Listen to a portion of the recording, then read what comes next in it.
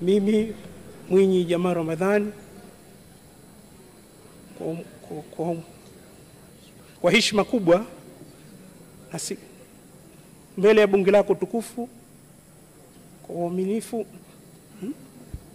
mimi Mwinyi Jamaa Ramadhani kwa heshima kubwa naahidi mbele ya bunge lako tukufu nitakuwa mtiifu, mwaminifu kwa nchi yangu ya Tanzania, na kwamba nitahifadhi, naahidi kuilinda, nitahifadhi, kuilinda, kuitumikia, kuitetea Jamhuri ya Muungano wa Tanzania kwa nguvu zangu zote, kwa moyo wangu wote. Mwenyezi Mungu nisaidie.